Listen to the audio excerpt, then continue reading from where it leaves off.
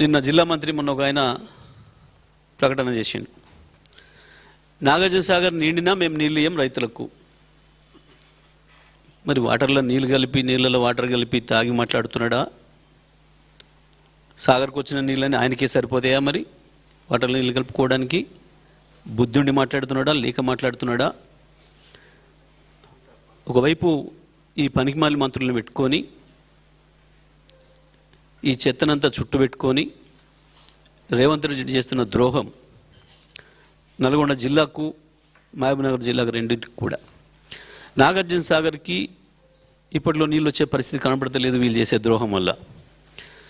ఎందుకు అనంటే ఇప్పుడు కూడా నాగార్జున సాగర్ పూర్తి హక్కులున్న ప్రాజెక్ట్. తెలంగాణలో కృష్ణా నది అంతో ఎంతో ఉపయోగపడితే నాగార్జున సాగర్తోనే ఎడమ కాలువతోనే 4-5 లక్షల ఎకరాలకు నీళ్ళు వచ్చేది. పైన అన్ని లిఫ్ట్లే. పైన కేసీఆర్ వచ్చిన తర్వాత పూర్తి చేసి ఎప్పుడో నిజాం కాలంలో ప్రారంభం చేసుకొని సమైక్యాంధ్ర ద్రోహానికి అట్నే దెబ్బతినిపోయిన భీమా ఫేజ్ 1, 2 కావచ్చు, నెట్టెంపాడు కావచ్చు, కోయిల్ సాగర్ కావచ్చు, ఆ తర్వాత అనేక ఉద్యమాల తర్వాత ప్రారంభించిన జూరాల కావచ్చు, అనేక ద్రోహాలకు గురై చివరికి ఒత్తిళ్లకు ప్రారంభించిన కేఎల్ఐ కావచ్చు, ఎక్కడ కూడా ఒక్క లిఫ్ట్ ఇప్పటి వరకు వాళ్ళు ప్రారంభం చేయలే. నీళ్ళు ఒక వైపు నుంచి వస్తున్నాయి, కనబడుతున్నాయి. నారాయణపూర్ నిండింది అన్నప్పుడే ఇక్కడ ఉన్న నీళ్లను మనం లిఫ్ట్ చేసుకోవడం ప్రారంభం చేసుకోవాలి. ఎందుకంటే మనకున్న లిఫ్ట్ల కెపాసిటీ చాలా తక్కువ. వాస్తవానికి ఇవాళ ఇంత ఎల్నినో ప్రభావం ఉన్నప్పటికి కూడా మనకు ప్రకృతి సహకరించి ఇచ్చినందుకు మహబూబ్నగర్ జిల్లాలో 10 లక్షల ఎకరాలు అక్షరాల 10.5 లక్షల ఎకరాలు బ్రహ్మాండంగా మొదటి పంట పండించుకునే అవకాశం ఉండే మహబూబ్నగర్ జిల్లా రైతాంగం. కానీ దుర్మార్గంగా వీళ్ళ మోసానికి వీళ్ళ అమ్మకానికి బలైపోయి ఇవాళ మహబూబ్నగర్ జిల్లా రైతు కూడా ఎకరం నాటుబెట్టే పరిస్థితిలో లేరు. ఇక నల్గొండ నాగార్జున సాగర్ పరిస్థితి ఇంకా దరిద్రంగా తయారైంది. ఎట్టి పరిస్థితులలో కూడా నాగార్జున సాగర్ గేట్లు ఓపెన్ చేసేంత వరకు కూడా పోతిరెడ్డిపాడు దగ్గర నుంచి చుక్క నీళ్ళు తీసుకోవడానికి లేదు ఆంధ్రప్రదేశ్కి. వాళ్ళకు రావాల్సింది, వాళ్ళు తీసుకోవాల్సింది కేవలం వరద జలాలు. వరద జలాలు అంటే ఎప్పుడైనా ఏ నది పైన ఉన్న ప్రాజెక్టు నుంచి వరద జలాలు తీయాలి అని అంటే చివరి ప్రాజెక్టు కింది ప్రాజెక్టు నిండిన తర్వాత మాత్రమే పైన వరద జలాల గేట్లు ఓపెన్ చేయాలి. ఇవాళ నాగార్జున సాగర్కు చుక్క నీళ్ళు రానేలేదు. అప్పుడే దుర్మార్గంగా పోతిరెడ్డిపాడు గేట్లు ఎత్తి ఏ రకంగా తీసుకుపోతున్నారో చూసినాం మనం. బుద్ధి లేకుండా నిస్సిగ్గుగా మన అధికారుల మెడలు వంచి సంతకాలు పెట్టించి బులెటిన్ రిలీజ్ చేయిస్తున్నారు రోజు పొద్దున. మన అధికారులందరితో నేను మాట్లాడుతున్నా. కేవలం 8,000 క్యూసెక్కులు తీసుకుపోతున్నాం మేము పోతిరెడ్డిపాడు నుంచి వెళ్ళని చెప్పారు. కానీ ఇవాళ మీరు చూసినారు ఆ కాలువ ఎంత ఉంది, ఆ ప్రవాహ వేగం ఎంత ఉంది, దాని వెడల్పు ఎంత ఉంది, ఎట్లా పోతుందో. తక్కువలో తక్కువ 30 నుంచి 40,000 క్యూసెక్కుల నీళ్లు పోతున్నాయి ఆ వైపు. ఇక నాగార్జున సాగర్కి నీళ్ళు ఎప్పుడు రావాలి? ప్రకృతి సహకరించలేదా అంటే ప్రకృతి కనకరించింది. ఎల్నినోతో ఋతుపవనాలు రాలేకపోయినా కనీసం తుఫాన్ల వల్లనైనా వచ్చింది. వచ్చినాయి, పైనుంచి నీళ్ళు నిండుకుంటూ వచ్చినాయి. వాస్తవానికి శ్రీశైలం నిండి కిందికి సాగర్కి వచ్చిన తర్వాతనే ఆ గేట్లు ఓపెన్ చేయాలి అటువైపు. నిజమే, మంచినీళ్ళ కొరకు కావాలంటే చెన్నైకి ఇచ్చే మంచినీళ్ళకు ఒకటి మంచినీళ్ళ వరకు తీసుకపోవచ్చు. ఇవాళ మనం కూడా కల్వకుర్తి నుంచి లిఫ్ట్ చేస్తుంది మంచినీళ్ళ కొరకు. కల్వకుర్తి నుంచి ఇవాళ మనం ఇప్పుడు మీరు ఏదైతే చూసినరో 2,400 క్యూసెక్లు లిఫ్ట్ చేస్తుంది ఏదైతే ఉందో అది కేవలం మంచినీళ్ళకే సరిపోతుంది. ఇప్పుడు మనకు మహబూబ్నగర్ 10 నియోజకవర్గాలు, రంగారెడ్డి జిల్లాలోని 3 నియోజకవర్గాలు, మొత్తం ఈ నియోజకవర్గాలకు అన్నిటికి కూడా 7కి 12, 17, 19 నియోజకవర్గాలకు కూడా నీళ్ళు ఇచ్చేది కల్వకుర్తి లిఫ్ట్ ఇరిగేషన్ నుంచి మంచినీళ్ళు ఇచ్చేది. దాని కొరకు నింపుతున్నారు.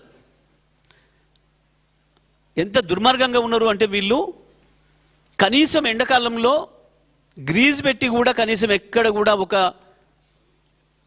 చిన్న పని చేస్తున్న సందర్భం లేదు ఇప్పటి వరకు ఏ ప్రాజెక్టుల మీద ఉన్న గేట్లకైనా సరే.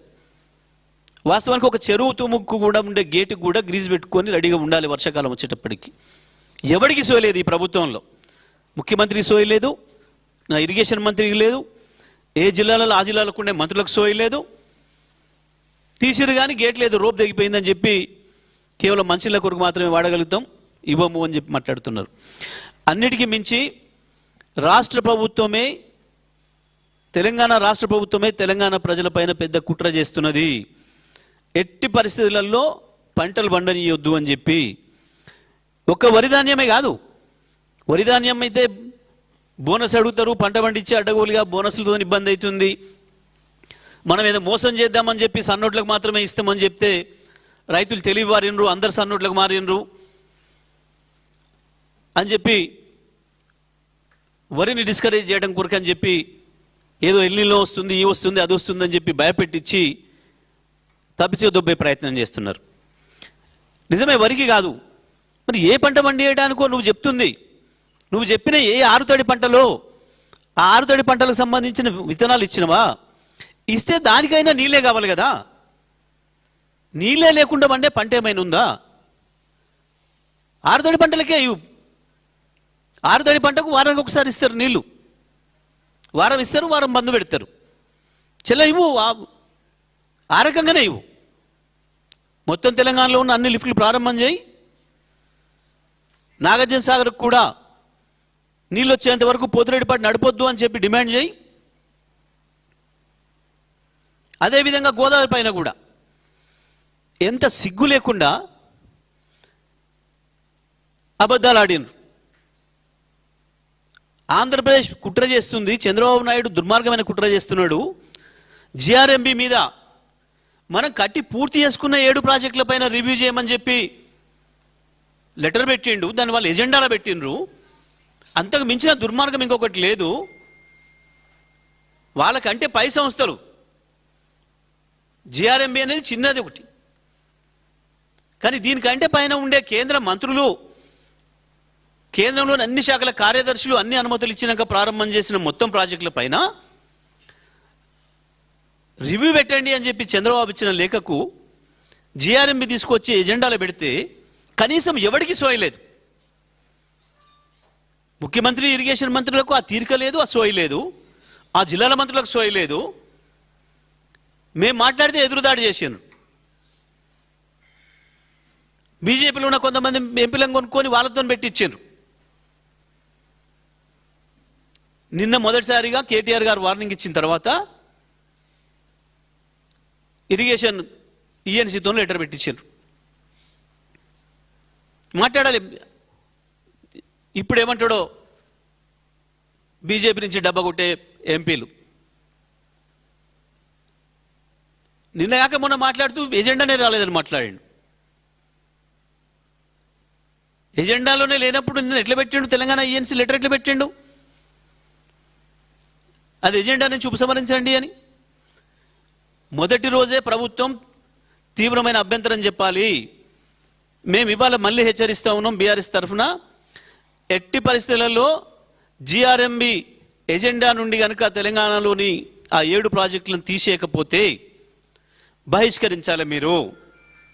లేదు తప్పకుండా కేటీఆర్ గారు చెప్పిన పద్ధతుల్లో తెలంగాణ సైన్యం బ్రహ్మాండంగా మీ మీటింగ్ హాజరవుతుంది, సంగతి ఏందో తెలుస్తుంది.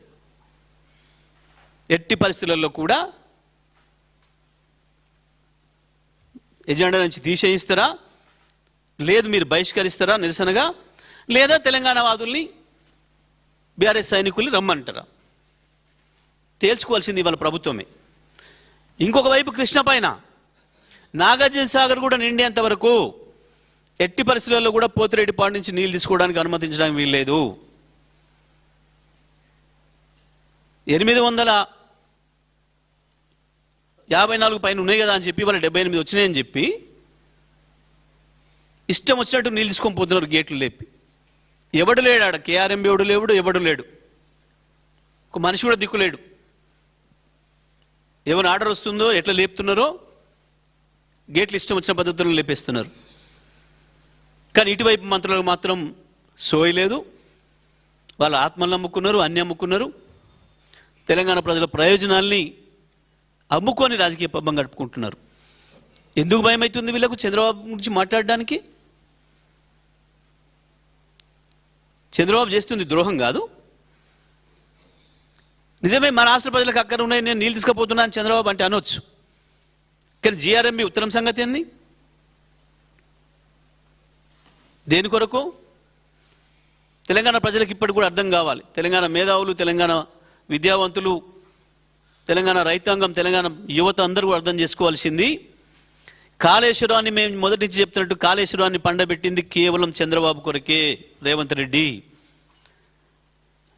ఇవాళ దాని ఫలితంగానే మొత్తానికి మొత్తం కృష్ణ పైన కట్టిన, గోదావరి పైన కట్టిన 7 ప్రాజెక్టులను కూడా అనుమతుల పైన రివ్యూ చేయమని చెప్పి అడిగే ధైర్యం వచ్చింది చంద్రబాబుకు. మీరు లొంగిపోయి కుక్కలాగా బతుకుతున్నారు కాబట్టి ఆయన దగ్గర ఆ ధైర్యం వచ్చింది. మరొక వైపు నాగార్జున సాగర్కు నీళ్లు రాకుండానే దౌర్జన్యంగా పోతిరెడ్డిపాడు గేట్లెత్తి నీళ్లు తీసుకుపోతున్నారు.